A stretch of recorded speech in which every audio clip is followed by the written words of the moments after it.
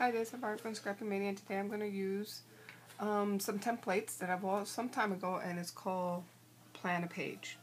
So what these templates are, they basically have the openings where you can kind of layer your pictures or your elements, as you can see here. Then you can trace where you're going to lay your pictures.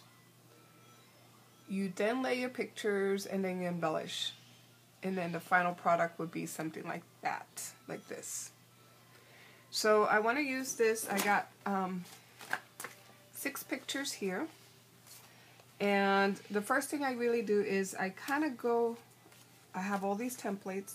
So I go on this template and see if I like it. And as you can see, this template doesn't really gonna work for me. So I have tons, and the one that I used, let me see if I find it here. The one that I end up using is this template. Okay, and I'm going to use it this way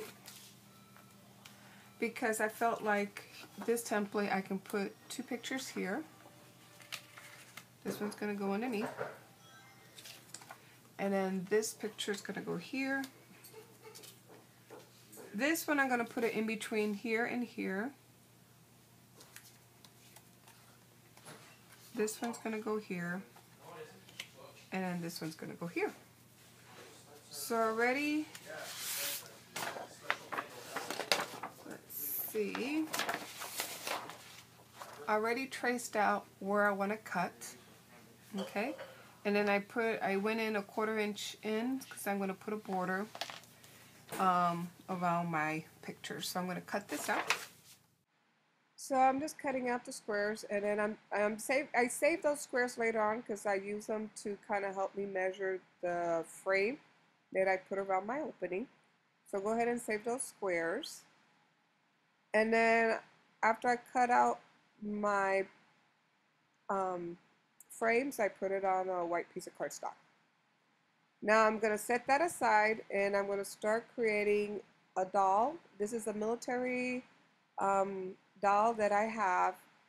It's a cut file that I bought from SVG Cuts, and also those stamps are they're from Peachy King, and they're great for your dolls. They have wonderful faces, and they have a lot of assortment of different faces for dolls and animals and things like that. So I'm using some white gel pen to kind of outline the whites of the eyes, as you can see there. It just gives it a little more pop. And now I'm using some chalk, and I'm gonna put some rosy cheeks on my doll.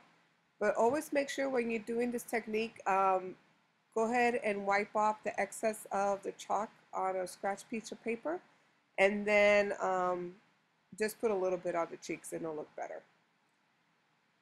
Right now I'm just placing all my cut pieces, and you kind of have to think about, for these dolls, you have to think about how the sequence that you put the clothes on.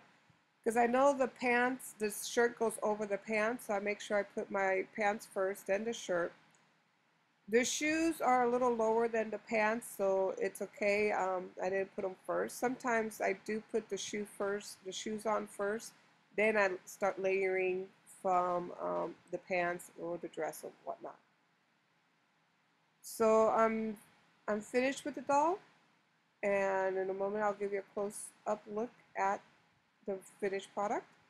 So now, as you can see, those frames, I created those frames using those cut pieces, and I put it on the black cardstock, and then I cut around it, and that's how I created the frames so they fit perfectly on those openings.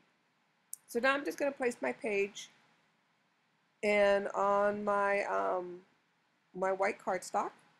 And by the way, I adhere the pictures first on my white cardstock, then I place the base page on. So I kind of cut out a strip of paper, as you can see there, and I used the same technique. I kind of laid the paper on it, and then I traced it, and then I cut the openings. So I'm just layering all the different die cut pieces that I cut from the paper, and just placing layers upon layer of my on my page, and then I just finished it with some sewing around the edges. So now I'm just putting some of my embellishments on that I've had handmade. So that helicopter was part of the cut file from the SVG um, cut, and I'll put the link of where you can buy these SVG files. I really like the company. They're very responsive, and they're very reasonable for the cut files, and they do a great job. So I'll go ahead and put the link if you guys are interested. So now I'm just laying a lot of little strips just to give some more interesting layers on my page.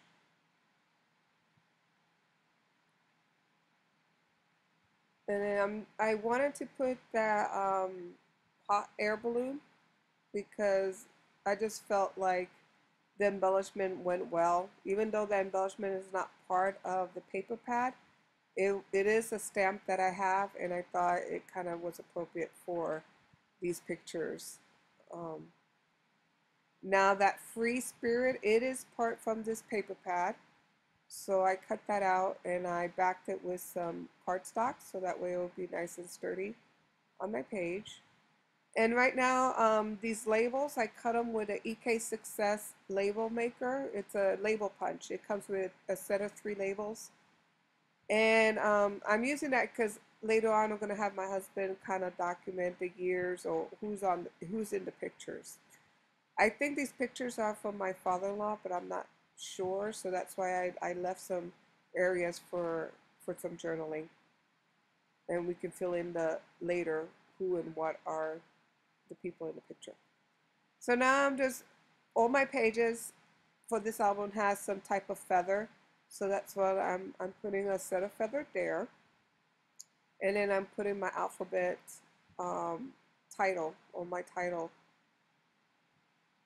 I'm laying it between the doily and my embellishments there. And that, you a lot of times if you put a banner or a strip and then put your title on that banner, it helps kind of provide some grounding to your stickers, so it doesn't look like they're floating in midair. They are grounded on your page. These pictures are from 1965. So putting the date there. And now I'm just outlining all of my labels. And it was because I felt like it needed a little bit of more pop. So the labels were getting lost within the papers. So I'm done with my layout. So here's a close-up look of the page.